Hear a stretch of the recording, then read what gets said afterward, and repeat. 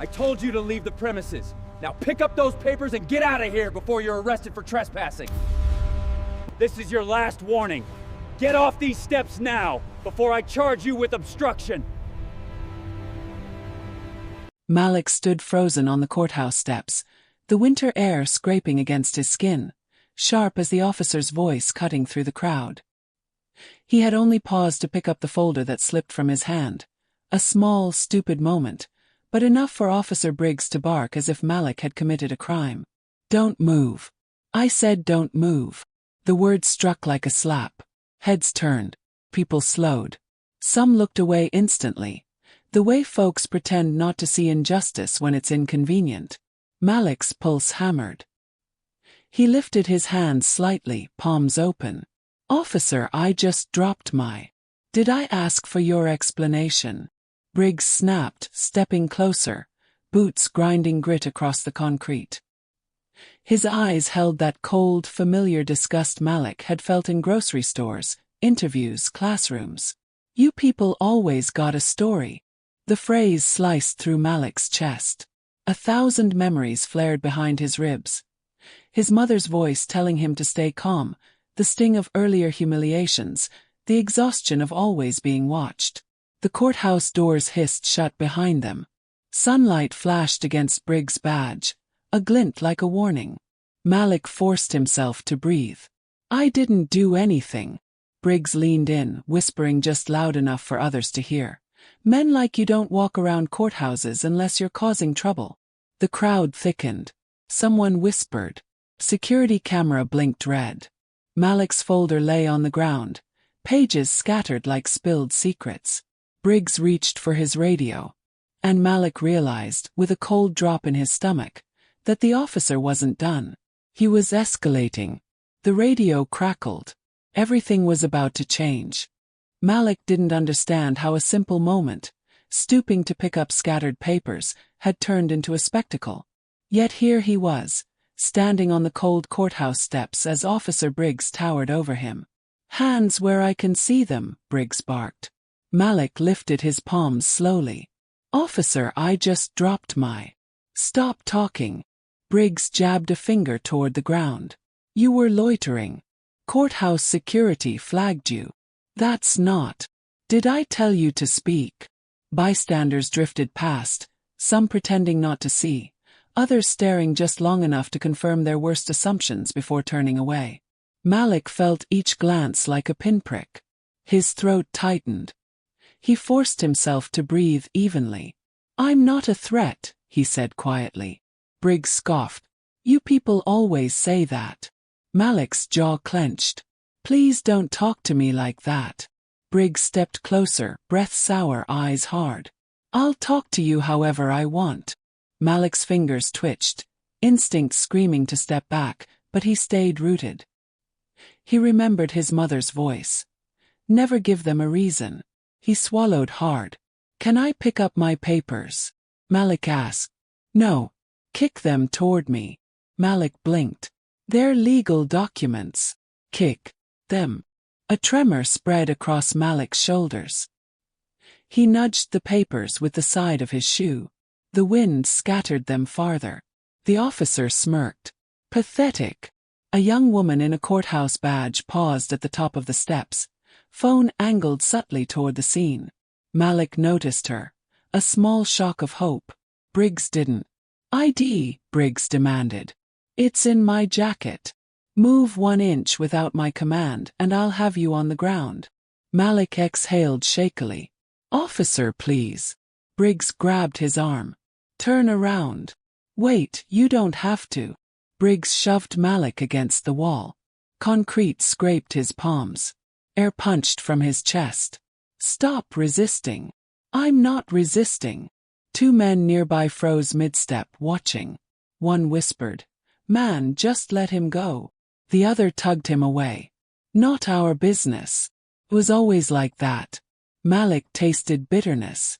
Briggs pressed his forearm against Malik's back. "You want to make this easy or hard?" "I didn't do anything wrong," Malik gasped. "That's for me to decide."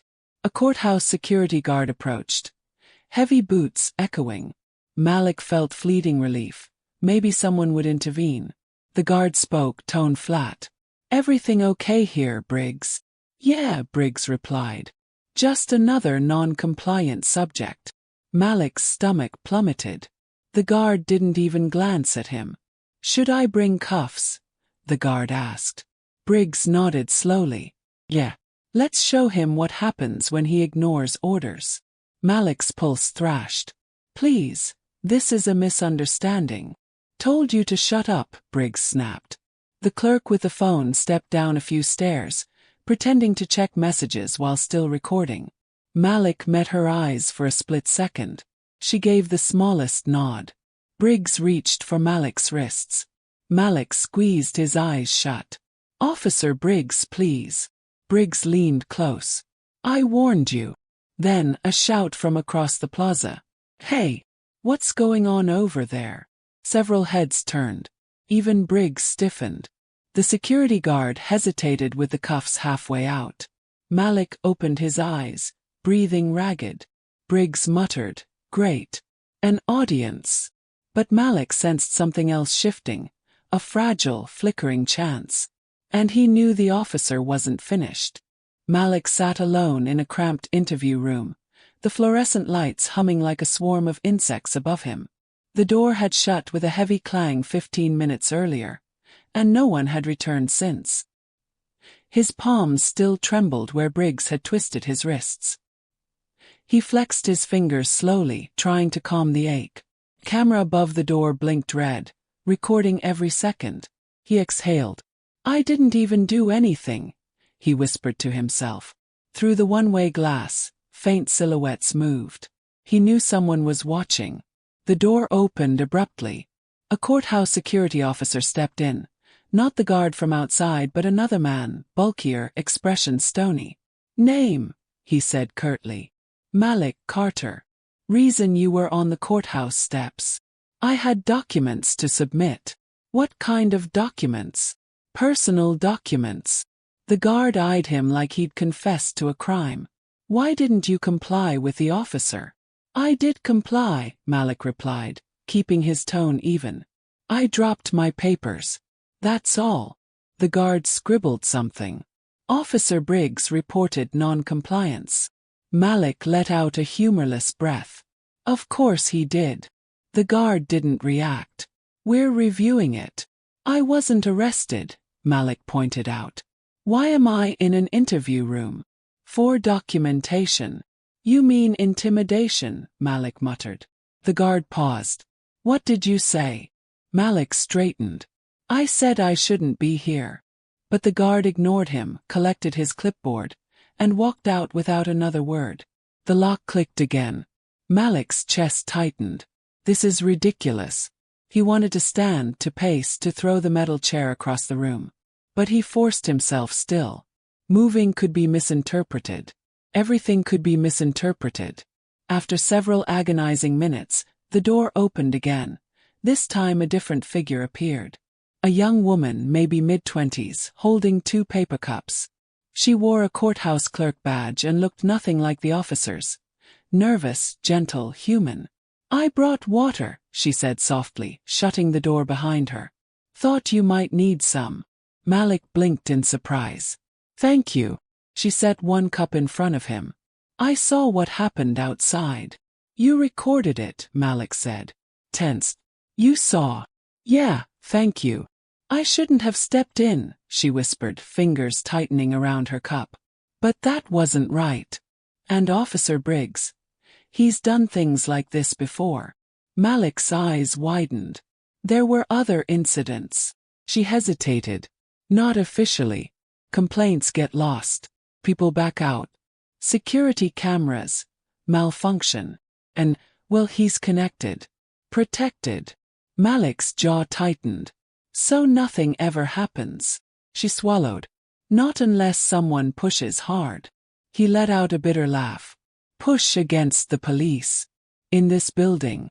By myself." "I didn't say by yourself." She glanced at the door, lowered her voice.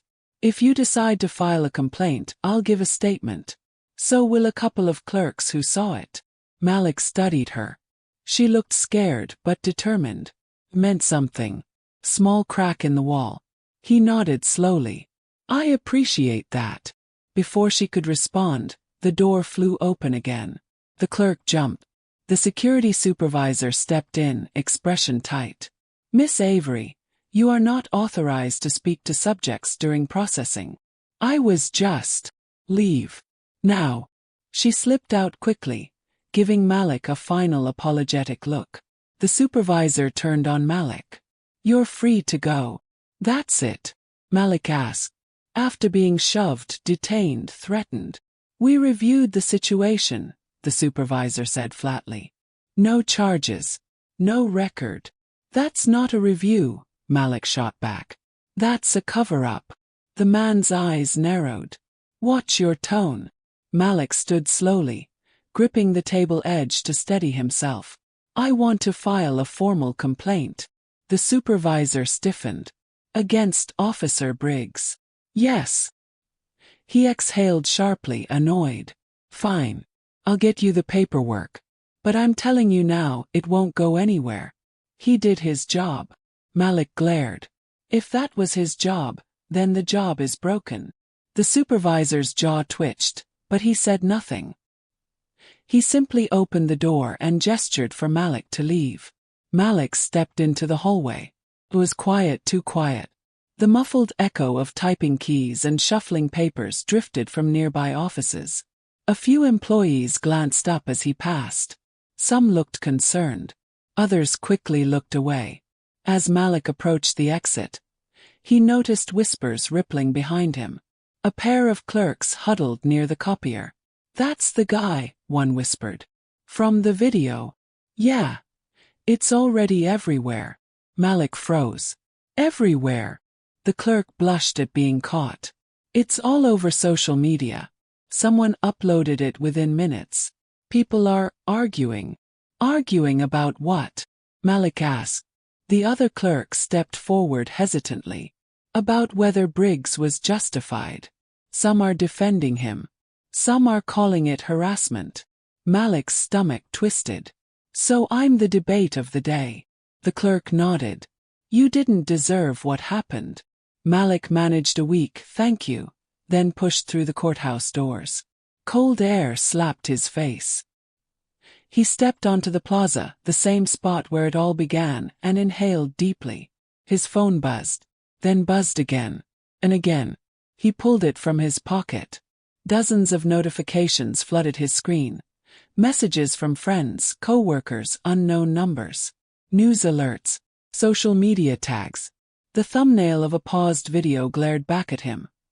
Officer Briggs yelling at him, hand on his holster. A sinking feeling spread through Malik's chest. He wasn't invisible anymore. And that terrified him. He started down the steps, phone still vibrating in his hand.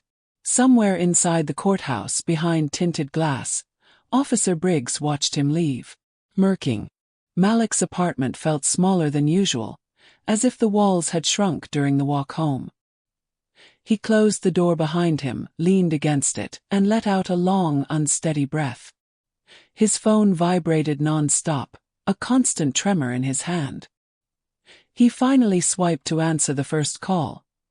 His sister Aisha. The moment the line connected, her voice exploded. Malik, oh my God, where have you been? Why didn't you call? Are you okay? I'm fine, he said weakly. Just exhausted. I saw the video. Everyone saw the video. She lowered her voice. Malik, he had you against the wall. He pressed a hand to his forehead. Yeah, I know. Why didn't you call me? I didn't want you to worry. Well, guess what? Too late. He sank onto the couch. I'm home now. Are you hurt? Just bruised pride. Aisha breathed hard. This isn't funny. I know it's not. There was a long silence before she whispered. You need to come forward publicly. Tell the truth before they twist it. Malik stared at the blank TV screen. I don't want to be a hashtag. You already are. His stomach dropped. Aisha. You can't ignore it. This video isn't going away. He closed his eyes. I don't want the attention. You didn't choose the attention. But you can choose the narrative. Malik had no answer. Before he could speak, a second call beeped through. Then a third. Then notifications stacked over each other like a rising tide. Malik, Aisha said softly. I know you're scared. But silence is dangerous too. He hesitated. Let me think. Fine. But promise you'll stay in tonight. Don't go anywhere alone. I promise. They hung up. Malik let the phone slip onto the couch beside him. Almost immediately it buzzed again. He groaned. Okay, fine. This time it was a text from a coworker. Bro, are you alright? I saw the video. This is insane. Call me. Another message popped up. Why didn't you fight back? Another. Briggs is a menace. Please file a complaint. You should have complied. This is why people don't trust the police. Honestly, you looked guilty. Malik dropped the phone. This is too much. He walked to the kitchen, filled a glass of water, and leaned on the counter. The refrigerator hummed softly. For a moment, he let the quiet settle over him. But another sound broke it, a notification chime from his television. He turned and saw the news app blinking. He grabbed the remote and clicked. A local news broadcast appeared mid-report. A split screen displayed Officer Briggs on one side and Malik on the other. The incident has sparked online debate, the anchor said. Some viewers argue that Officer Briggs used excessive force, while others claim the officer was simply doing his duty. A video clip played, Briggs shouting, "Don't move," and shoving Malik against the courthouse wall. The anchor continued. The police union has released a statement defending Officer Briggs, calling him a model officer. Meanwhile, civil rights advocates are calling for an investigation. Malik whispered. A model officer? Really? His phone vibrated again. He checked the screen. Tell your side of the story. This is how they get away with it. Be careful. Then one message made him freeze. He's looking for you. Malik's throat tightened. He typed back. Ooh. The reply came instantly. Briggs. He's pissed about the video. Be safe, man. Malik set the phone down carefully, as if it might explode. His hands trembled. He paced the living room, whispering to himself. Why me? Why now? His mind raced to every decision he'd ever made. Every quiet moment he'd chosen silence instead of confrontation. He hated conflict. He hated attention. But most of all, he hated fear. A loud knock at the door made him jump so hard he nearly dropped his phone. His heart pounded. He approached slowly. Who is it? He called. It's just me, a voice replied. His neighbor, Mr. Daniels, the elderly man from across the hall. Malik opened the door. Daniels held a grocery bag. Thought you might need dinner, the old man said kindly. Heard some folks talking in the lobby. They said your name. Malik exhaled. Thank you. I appreciate it. Daniels stepped closer. Are you in trouble, son? Malik shook his head. Just caught in something bigger than me. Daniels nodded knowingly. Sometimes trouble finds good men so the world can see the difference. Malik blinked. That's wise. Been alive a long time, Daniels chuckled. This kind of thing. It don't surprise me. But it still hurts to see. Malik swallowed. I don't want to be a symbol. You don't get to choose that. But you can choose what kind of symbol you become. Daniels patted his shoulder gently and left. Malik closed the door and leaned against it again, the weight of the world on his chest. Across town, in a small precinct office, Officer Briggs sat with 3 colleagues watching the same viral clip play on loop. One officer laughed. Damn, Briggs. You're famous now. Briggs sneered. That guy. He embarrassed me. He's about to learn how things work. Another officer smirked. The department's got your back. Briggs cracked his knuckles. Good. Because I'm not done with him. Back in his apartment, Malik stared at the screen of his silent phone, knowing this storm wasn't over. Not even close. Malik barely slept. By morning, his eyes burned and his stomach churned with nerves. When his phone buzzed at 8:12 a.m., he expected more messages from strangers. But the caller ID made him freeze. Office of the State Judiciary. He hesitated, then answered. Hello. A composed voice replied. Is this Malik Carter? Yes. This is Elena Price, Assistant to Chief Justice Aaron Carter. The Chief Justice requests a brief, private conversation with you at your convenience. Malik blinked. The Chief Justice. Why would he? I'm not at liberty to discuss details, she said gently. But he asked personally. Malik's heart kicked hard. Why me? Why now? Did this have something to do with the video? The idea made no sense, yet the seriousness in her tone was impossible to ignore. I'm not sure I'm comfortable with that, Malik said. You wouldn't be under any legal obligation. The Chief Justice simply wishes to speak. About what? About your safety. Malik stiffened. My safety? Yes. He swallowed. I need time to think. Of course. Call me back if you decide. She hung up. Malik stared at the phone. Safety. Why would the Chief Justice care about my safety? Before he could make sense of it, another text pinged. Mom, call me when you wake up. Something feels wrong. Aisha texted right after. A reporter is looking for you. They got my number. Don't pick up from unknown calls. Malik dropped his head into his hands. This was spiraling. He finally stepped into the kitchen and poured cereal he didn't intend to eat. He leaned against the counter, replaying Elena Price's voice in his mind. Why would the highest judge in the state suddenly worry about me? His phone buzzed again. He almost ignored it until he saw the sender. Unknown number. Your brother saw the video. He's furious. Call him. Malik's blood turned cold. He didn't have a brother. Not publicly. Only one person knew that truth. He opened the message thread, heart hammering. Unknown number. Don't ignore this.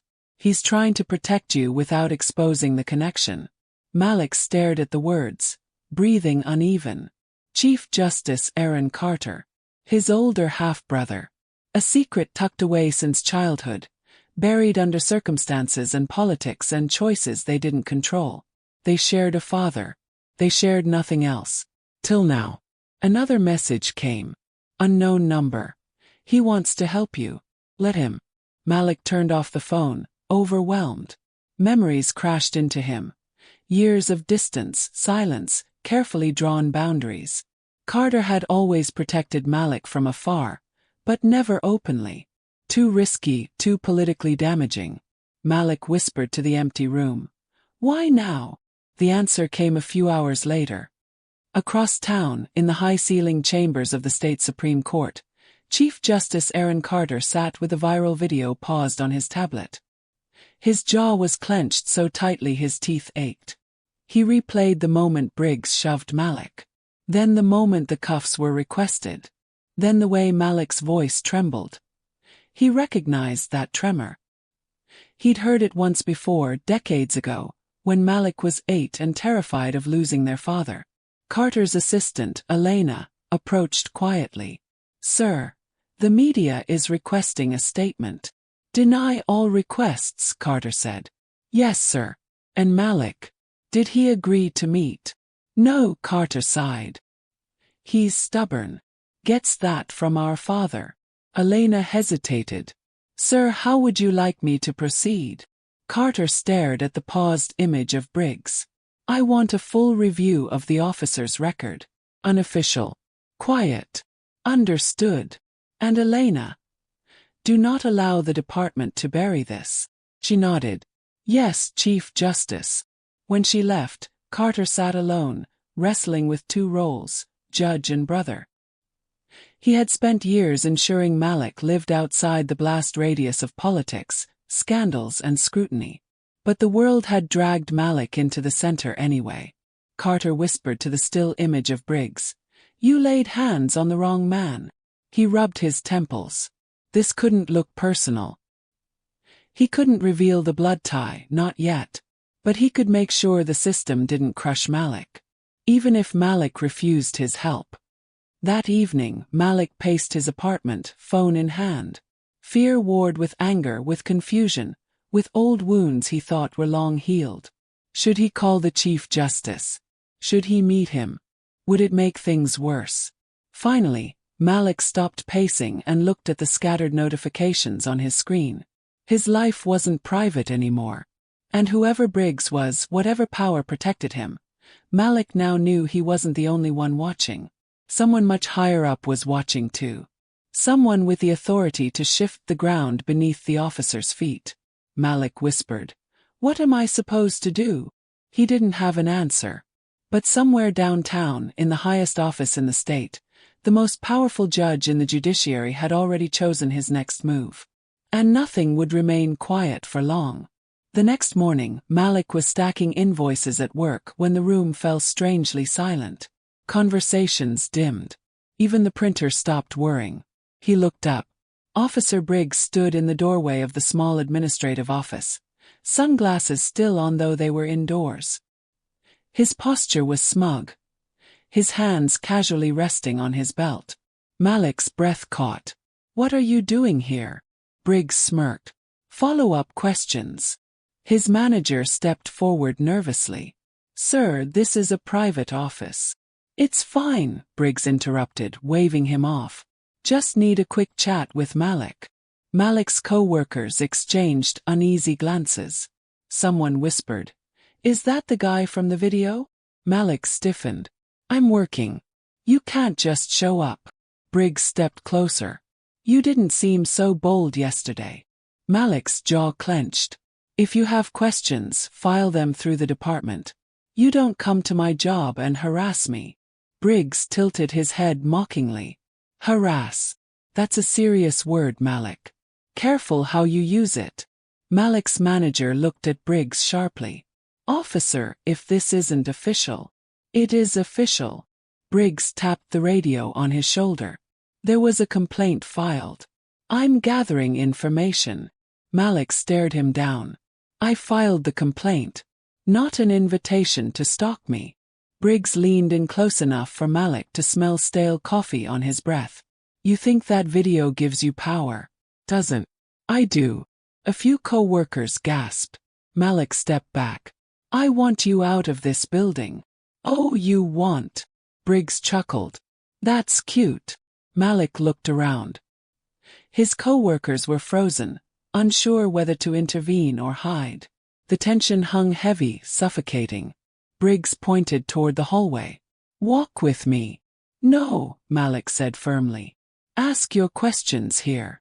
Briggs dropped the smile. "I wasn't asking." Before Malik could respond, Briggs grabbed his arm. Malik jerked away instinctively. Briggs' voice sharpened. "Don't resist." "I didn't resist," Malik snapped. "Then move." Malik's co-worker, Danielle, stood up quickly. "Officer," he said. "No." Briggs turned on her. "Ma'am, this is police business. I suggest you stay out of it." Danielle didn't sit down. "It looks like intimidation to me." Murmurs echoed. Briggs glared at Malik. "Congratulations. You got backup." Malik steadied his breath. "Leave. Now." But Briggs wasn't leaving. He grabbed Malik's wrist again and yanked him toward the exit. "That's enough," Danielle shouted. Another co-worker pulled out their phone and started recording. Briggs froze mid-step. The sight of the phone camera made him tense, but only for a moment. Then he sneered. "You think this scares me? Another video? Go ahead." Malik looked Briggs dead in the eyes. "It won't be covered up this time." Briggs tightened his grip and hissed, "Watch your mouth." Malik finally shoved his arm free. "I'm done being scared of you." The office erupted with whispers. Briggs' nostrils flared at the public challenge. "You want escalation." Briggs growled. "Fine." He stepped closer again, voice low. "I'll finish what I started." Malik's pulse surged. But he didn't back away. "What you started," Malik said, "is your own downfall." Something flickered in Briggs' eyes. rage mixed with something like uncertainty. Then Malik took a step back. I'm filing another complaint. Right now. Briggs barked a laugh. You think the department's going to take your word over mine? Danielle shot back. We're witnesses. And we all saw your behavior. Another coworker added. And I've got this whole thing recorded. Briggs glanced around. More phones were out. More eyes watching. For the first time he hesitated. But pride wouldn't let him back down. This isn't over, he said coldly. Not by a long shot. Malik lifted his chin. Good. Because neither am I. Briggs stormed out, pushing the door open so hard it slammed against the wall. The vibrating echo lingered long after he left. For a moment the office was silent. Then Danielle approached Malik. Are you okay? Malik let out a shaky breath. Not really. You need to file that complaint, she said firmly. And give them the video. The other coworker held up his phone. I'll send it to you. It shows everything. Malik nodded slowly. Thank you. He looked around the room at the faces watching him. Supportive, angry, worried. Unlike the courthouse steps, he wasn't alone this time. He walked to his desk, sat down, and opened his computer. A blank complaint form stared back at him. He began typing. Each keystroke felt heavy. Necessary. Inevitable. Halfway through, his phone buzzed. A message from an unknown number. The department is already preparing their defense. Don't let them intimidate you. You did the right thing. EP. Lena Price. Behind her initials, Malik sensed a force much larger than the courthouse or the precinct. Someone high up, the highest someone, was moving pieces. Briggs wasn't just facing Malik now. He was facing the system he thought would always protect him. And this time Malik wasn't backing down. The hearing room was colder than Malik expected. Sterile, echoing, the kind of space designed to intimidate anyone who entered. Rows of empty chairs stretched behind him, but the front of the room was packed. Uniformed officers, police union representatives, and a panel of 5 review board members seated in a straight, rigid line. Malik adjusted his tie with trembling fingers. Danielle sat beside him for support. Just breathe, she whispered. I'm trying, Malik muttered. Feels like the whole room's waiting for me to slip. They're waiting for Briggs to walk in like he owns the place, she replied. Malik glanced at the double doors. He didn't have to wait long. Briggs walked in flanked by 2 officers. He wore a polished uniform and a confident grin, as if this were a celebration. A few officers clapped him on the shoulder. He caught Malik's eye and mouthed, "Dead on arrival." Malik's stomach twisted, but he forced himself not to look away. The board chair, an older white man with silver hair, tapped his pen. "Let's begin." Briggs' union representative stood. "We want to state up front. Officer Briggs has a spotless service record and has been subjected to unfair public scrutiny due to viral misinformation." Danielle leaned toward Malik. "Spotless, my foot." Malik clenched his jaw. The board chair gestured. "Mr. Carter, you filed the complaint. You may speak first." Malik rose. His throat tightened, but he forced his voice steady. "Officer Briggs harassed me twice. First at the courthouse, then at my workplace. Both times unprovoked. Both times recorded on video." Briggs scoffed loudly. The union rep shot him a warning look. Malik continued. "I complied with every order. Posed no threat. I was treated as a criminal for existing in the wrong place at the wrong time." The chair nodded. "Thank you. Please take a seat." Malik sat, hands shaking. Danielle squeezed his arm gently. The board chair turned to Briggs. "Officer, your response." Briggs rose with a theatrical sigh. "I was doing my job. The courthouse has had recent security threats." He acted suspiciously. Malik shot up. "Suspiciously. I tripped." The chair held up a hand. "Mr. Carter, you'll have time to respond." Briggs smirked and continued. "When I went to his workplace, I was following up on paperwork. Routine procedure." He escalated by refusing cooperation. Danielle whispered, "Lies." The union rep added, "We request the complaint be dismissed due to lack of merit." The board murmured in agreement. This wasn't going well. "Let's review the footage," one board member said. The clerk from the courthouse, Avery, hurried into the room with a USB drive. She looked nervous but resolute. She plugged it in. The video played. Briggs shouting, Malik frozen, the shove, the request for handcuffs. The room went uncomfortably silent. Briggs shifted, jaw tightening. The union rep cleared his throat. "Angles can be deceiving." A board member muttered, "Doesn't look deceiving." Next, Danielle handed over the video from Malik's workplace. It showed Briggs grabbing Malik's arm, threatening him, glaring into the phone camera. Another wave of murmurs swept across the room. "Officer Briggs," the chair said slowly, "this behavior is concerning." Briggs snapped. He resisted. Malik stood abruptly. "I did not." But the chair suddenly stiffened. His eyes weren't on Malik anymore. They were on the door. Everyone turned. A tall man in a dark suit had entered the room. He moved with authority, every step measured, steady. His presence alone silenced the room. Whispers erupted. "Is that? No way. The Chief Justice. What's he doing here?" Briggs went pale. Malik's breath caught in his chest. Chief Justice Aaron Carter walked to the back row and sat without acknowledging anyone. Elena stood beside him, tablet in hand. The chair scrambled to regain composure. "Chief Justice Carter, we weren't expecting." "I'm here as an observer," Carter said calmly. "Please continue." The board members exchanged nervous glances. The union rep swallowed hard. Briggs looked like someone had kicked the floor out from under him. Carter's eyes met Malik's for a fleeting second.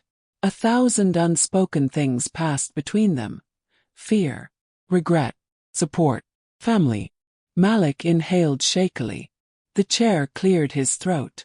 "Officer Briggs, do you wish to provide further explanation?" Briggs forced a smile. "This is being blown out of proportion." Carter's voice cut through the room. "The videos show excessive force." Gasps rippled. The chair stammered. "Chief Justice, with respect." "That is my observation as a citizen," Carter replied. Briggs' voice cracked. "You can't be serious." Carter didn't look at him. The review board should consider both videos carefully. And the officer's conduct in this room. The room fell dead silent. Briggs looked around for support. Officers shifted uncomfortably, no one stepping forward. Suddenly, Briggs' confidence evaporated. The union rep whispered frantically, "Stop talking. Sit down." Briggs did. For the first time, the board addressed Malik respectfully. "Mr. Carter, thank you for bringing this to our attention. We'll take this complaint very seriously." Malik exhaled, overwhelmed. Danielle squeezed his hand. The chair continued. "We will recess and review the material." As the room emptied, Malik felt someone approach behind him. He turned. Chief Justice Carter stopped an arm's length away. His voice was low, steady, filled with something Malik hadn't heard in years, concern. "We need to talk," Carter said. "Privately." Malik swallowed hard. "Yeah, we do." And for the first time, Briggs wasn't the most dangerous part of Malik's day. The truth was, Malik followed Chief Justice Aaron Carter through a quiet back hallway of the building, his heartbeat loud in his ears. The polished floor reflected the overhead lights, each step echoing in an empty, heavy silence. Neither spoke as they entered a small judicial conference room. Mahogany table, leather chairs, a wall of law books. Elena closed the door behind them and remained outside. Carter gestured for Malik to sit. Malik stayed standing. "Why are you here?" Carter took a slow breath. "Because I saw the video." "That's not an answer," Malik said sharply. Carter studied him, really studied him as though seeing him for the first time in years. "You were hurt." Malik scoffed. "That never mattered before." A painful silence stretched. Carter finally said, "You know that's not true, isn't it?" Malik shot back. "I've been living my whole life quiet and careful so I don't cause problems for your career. You think I wanted that? You chose it," Malik said. "You chose distance. You chose silence." Carter's jaw tightened. "I chose protection. By pretending we're strangers." Carter looked away. "You know how politics work." "I don't care about politics," Malik said. "I care about what happened to me." "And where were you then?" Carter closed his eyes. "Watching the video, wishing I had been there." Malik swallowed hard, anger mixing with old grief. "Why reach out now? Why after all these years?" Carter hesitated, then said softly, "Because this time, the system that failed you is one I am responsible for." Malik's breath caught. There it was, the real reason. Not family. Duty. "You're the Chief Justice," Malik said bitterly. "Now you care because it reflects on the courts." Carter stepped forward. "Malik, that officer could have killed you." "I know," Malik whispered. And when I saw his hand go to his holster, Carter's voice cracked for the first time, barely audible. "I thought I'd lose you without ever making things right." Malik stared at him. He had never heard Aaron sound human like that. Not as a judge.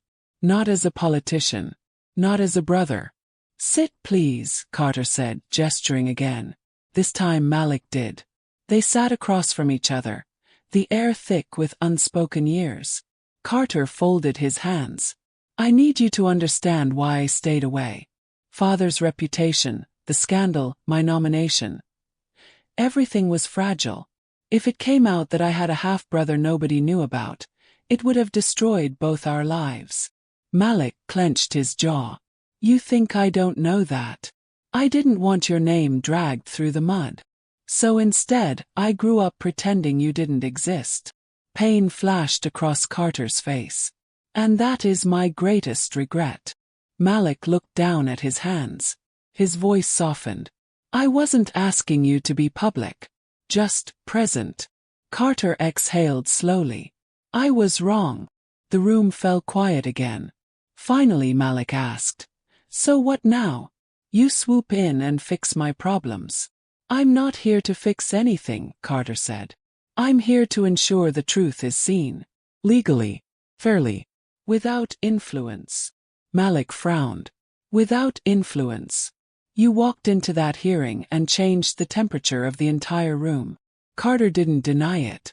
"I didn't intervene," he said. "I observed. The department knows I'm paying attention now. That alone forces them to follow procedure.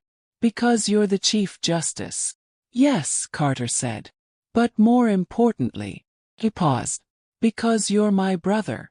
The words landed like a tremor in Malik's chest. He swallowed hard.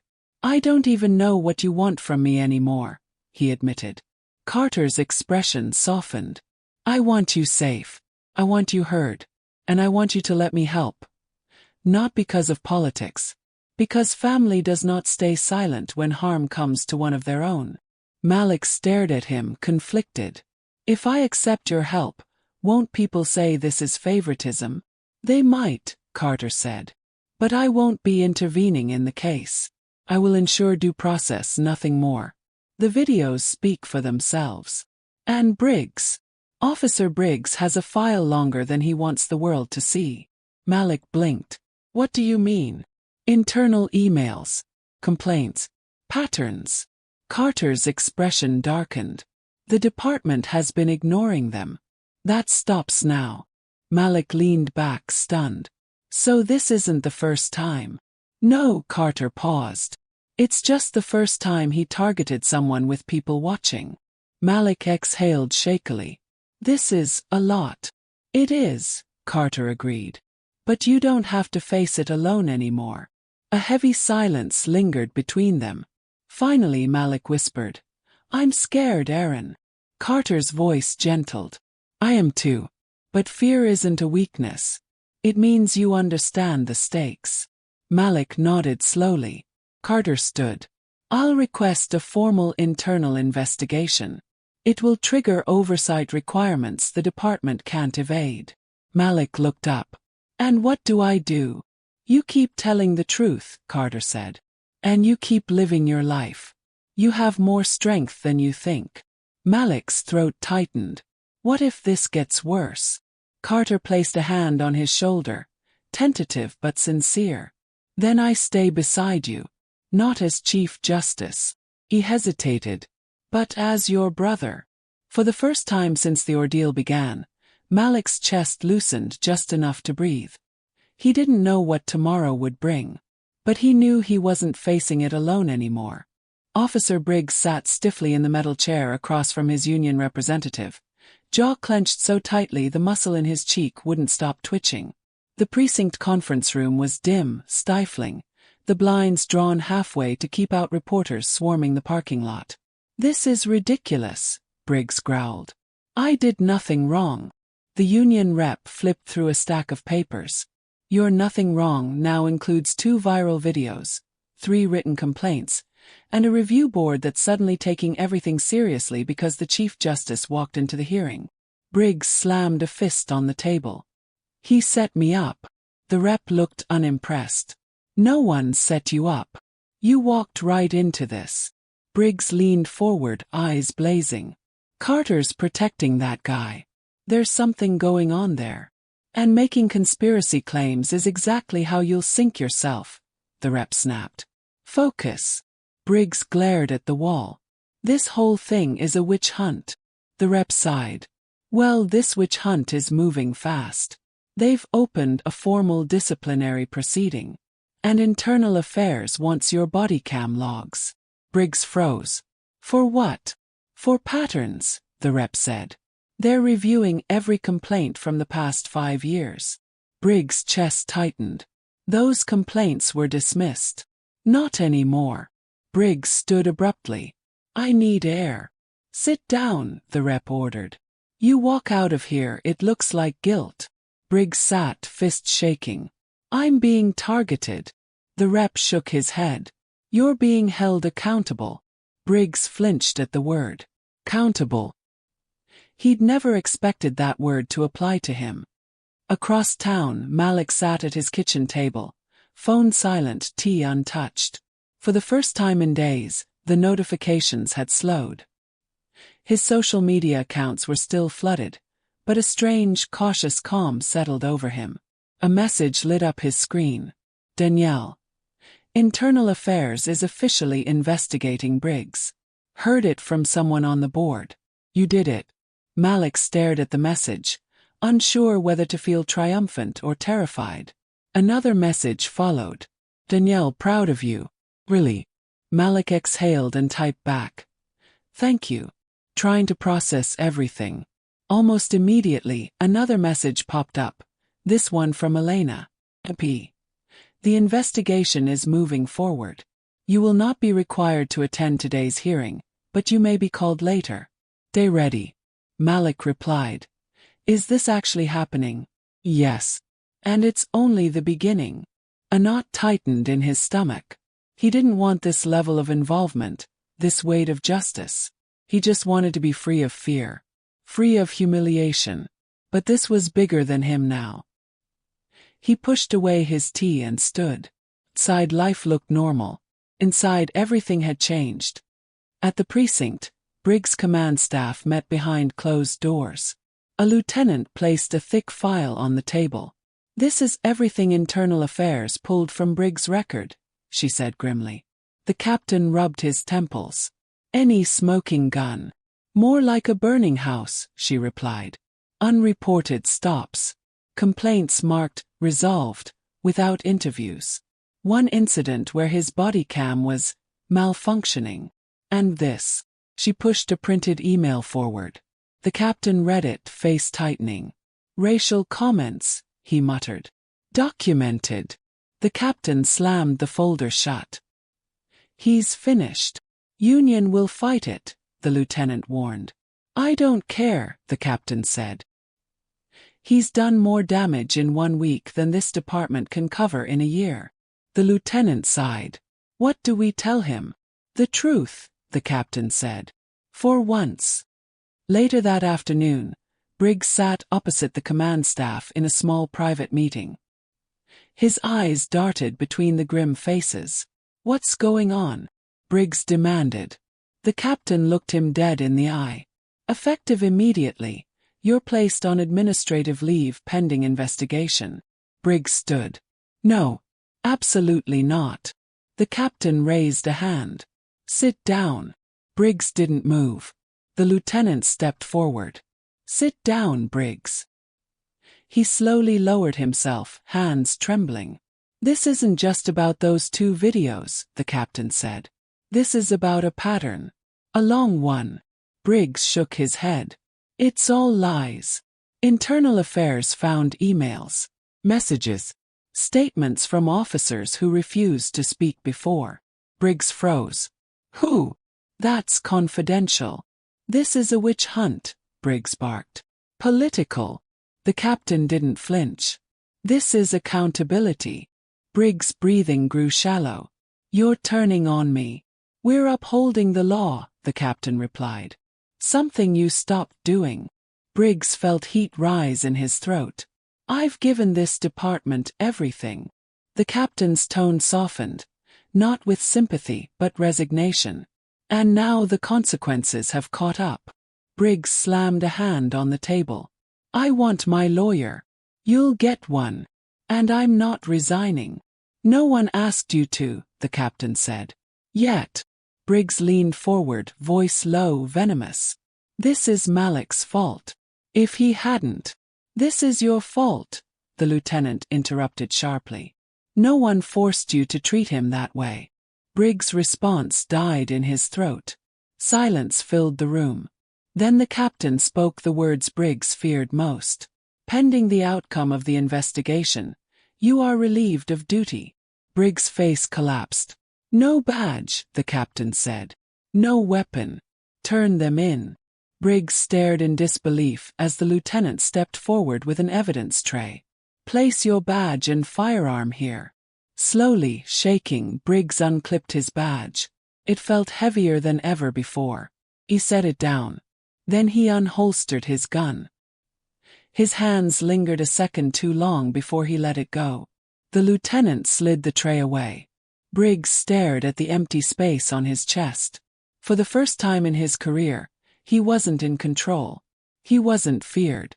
He wasn't protected. He was exposed. Stripped down to what he truly was. Meanwhile, Malik sat at his window, watching the sun dip below the skyline, unaware that at that exact moment, the man who terrorized him had lost everything that gave him power. And though Malik didn't celebrate, he finally felt able to take a full breath. Justice wasn't complete, but it had begun. The days after Briggs' suspension felt strangely quiet for Malik. Not peaceful, just quiet, like the uneasy calm after a storm that might come roaring back. He tried to settle into routine, but his nerves were thin and raw. He lay awake most nights, staring at the ceiling, hearing Briggs' voice echo in his mind. "Men like you don't belong here. I'll finish what I started."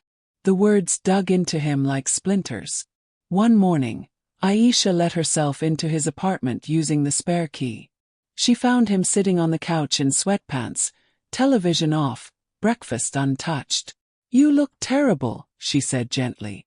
Malik managed a half-smile. "Wow, thanks. I mean it with love." She sat beside him. "Are you eating? Trying? Sleeping? Trying?" Aisha reached for his hand. "You've been through trauma, Malik. You can't pretend everything's normal." He exhaled. "I don't want to fall apart." "You're not falling apart," she said. "You're reacting to violence." Malik leaned forward, elbows on knees. "Everyone thinks because Briggs was suspended, it's over. But I don't feel done." "You won't feel done for a while," Aisha said. "Healing isn't instant justice." He rubbed his forehead. "I feel guilty for all the attention. People keep messaging me like I'm some hero. I'm not. You're someone who stood up when you could have stayed quiet," she said. "That matters." Malik nodded but didn't look convinced. I keep thinking if I had just kept my head down that first day, none of this would have happened. Aisha squeezed his shoulder. That's not your responsibility. His racism, his abuse, that's not something you created. Malik looked away, jaw tense. I know. But knowing and feeling aren't the same. Aisha sighed. You should talk to someone. A therapist. Malik snorted. Right. The wait list for therapy is like months long. I already put your name on a list. He turned. You did what? You need help, Malik. He didn't argue. Not this time. That afternoon his phone buzzed. He expected another message from a stranger or a reporter. But it was his mother. Mom, can you come over tonight? Family dinner. Important. Malik's stomach tightened. He replied, I'll be there. As soon as he walked into his mother's house, he smelled roasted chicken and garlic bread. Photos lined the walls. Birthdays, graduations, family vacations. None included Aaron. The dining table was set for 4. Malik, Aisha, their mother, and one extra place. His mother smiled softly. He's coming. Malik didn't have to ask who. Aisha whispered. You okay? No, Malik admitted. But I'm here. The doorbell rang. Their mother opened the door. Chief Justice Aaron Carter stepped in wearing a simple suit. No entourage, no security detail. For the first time in decades, he looked less like a judge and more like a man trying to be part of something he had lost. Thank you for inviting me, Carter said quietly. Malik nodded stiffly. They sat around the table, an awkward distance between Malik and Carter. Conversation started slow. Light topics, memories, careful small talk. Malik answered politely but guardedly. Finally, halfway through the meal, his mother set her fork down. This family has been broken long enough, she said. I won't sit through silence. Malik tensed. Carter looked down at his plate. Aisha cleared her throat. Malik's scared, Aaron. Really scared. I know, Carter said softly. I'm sorry for that. Malik spoke without looking up. Sorry doesn't fix anything. No, Carter said. It doesn't. But I want to earn back trust. If you let me. Malik lifted his gaze. You disappeared when I needed you most. I know, Carter whispered. I thought distance would protect you. It didn't. Carter nodded. Then I failed. Their mother exhaled, relieved to hear the words spoken aloud. Malik swallowed hard. I don't need you to fix my life. I'm not a child. I don't see you as one, Carter said. I see you as a man who deserves justice. And what if justice costs me my peace? Malik murmured. Carter hesitated. Then I will help you find a new kind of peace. Malik studied him. A man who had stood for law but not for family. A man trying to mend something broken by years of silence. Finally Malik said, I don't know if I forgive you. Carter's eyes softened. I don't expect forgiveness. Only honesty. Malik nodded and some tension in his chest loosened. Just a fraction but enough to feel. Later that night, Malik returned home feeling heavier and lighter at the same time. He sat at his desk, opened his laptop, and stared at an email draft he'd been ignoring. Statement request. Community Justice Network. They wanted him to speak publicly about police reform, racial profiling, and his experience. He'd avoided it for days. Tonight he clicked reply. His fingers moved slowly at first, then steadily, finally confidently. I will share my story, but not as a symbol. As a survivor who wants change. He hit send. Malik sat back, heartbeat steady. He wasn't healed. Not yet. But he wasn't silent anymore. Across town, Carter sat alone in his office, the city lights glowing behind him. He looked at a family photo he kept hidden in a drawer. A younger Malik, smiling awkwardly beside him. For the first time in years, he placed it on his desk. He whispered, We'll fix this. Together. He didn't know if Malik heard the promise. But he meant it. The state capitol building buzzed with activity. Cameras, reporters, activists, policy advisors, and a long line of citizens waiting to witness the police reform hearing. The air hummed with urgency. It felt bigger than anything Malik had ever been a part of. He stood in the hallway outside the chamber, hands clasped in front of him, trying to steady his breathing. His heart tapped a nervous rhythm against his ribs. Aisha adjusted his tie. "Stop fidgeting." "I'm not fidgeting," Malik lied. She arched an eyebrow. "You're vibrating." Malik exhaled shakily. "What if I freeze? What if I say the wrong thing?" Aisha cupped his face gently. "You lived it, Malik. You don't have to perform. Just speak your truth." Malik nodded slowly. "I can do that."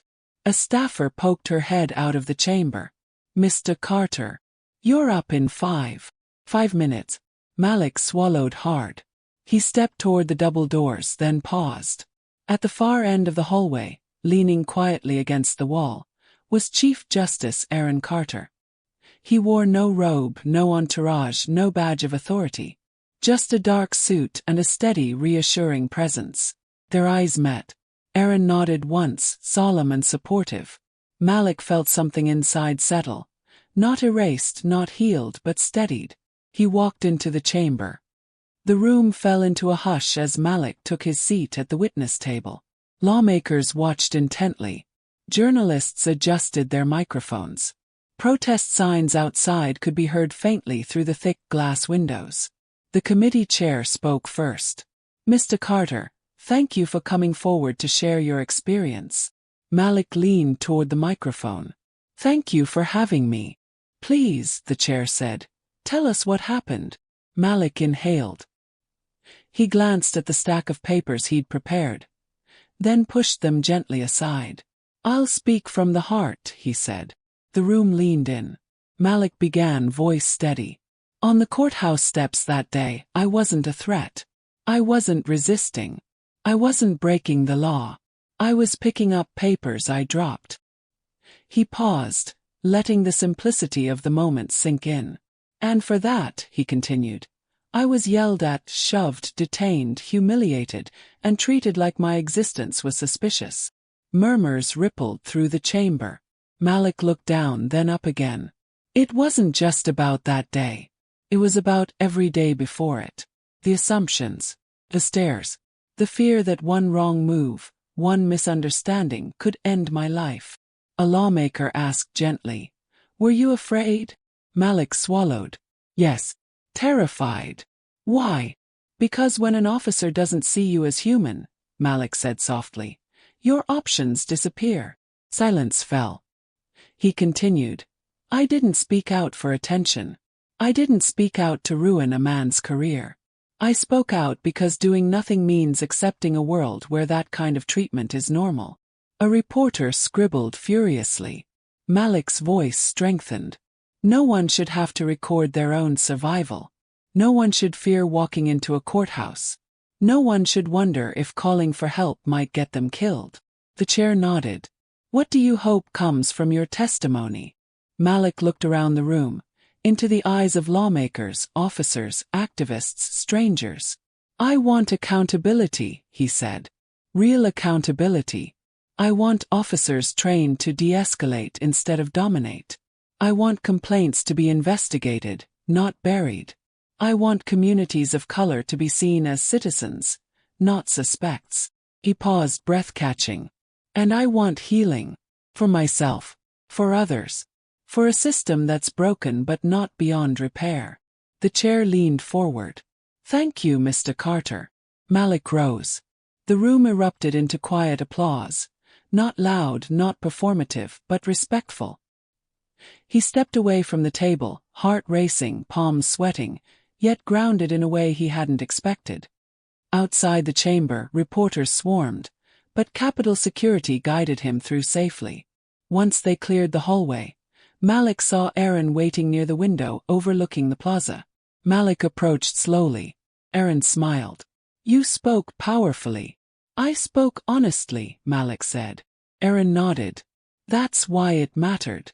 They stood in silence for a moment, two men bound by blood, separated by years, reunited by crisis.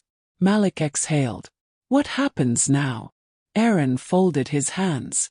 Internal Affairs will finalize their report soon. Based on what they found, Briggs will face charges. Malik closed his eyes briefly. I don't feel happy about that.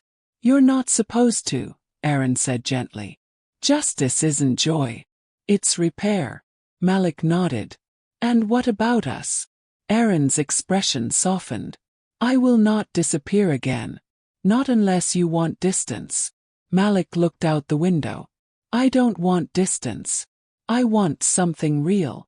Aaron's breath hitched with relief. Then we start here. Malik nodded, emotions knotting inside his chest. Later that evening, Malik walked out of the Capitol building into a soft rush of evening air. A small crowd was gathered outside. Supporters, strangers, people holding signs that read, Accountability is justice, we believe Malik reform now.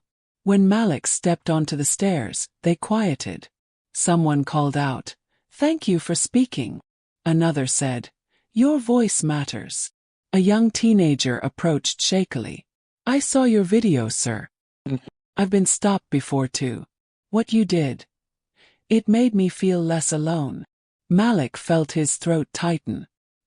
He crouched to meet the boy's eyes. You're not alone. And you deserve safety. Always. The boy nodded, blinking back tears. Malik stood, shoulders squared, gaze steady. Not triumphant, but resolute. He walked down the steps slowly, each stride lighter than the last. Behind him, the Capitol lights glowed against the darkening sky. Ahead of him, the murmurs of a still broken world waited. But for the first time Malik felt a path forward. Not painless, not perfect, but possible. A chapter ended. Not a clean ending, but a beginning with space for breath, for growth, for repair, for truth. Malik whispered to himself, one step at a time. And he kept walking,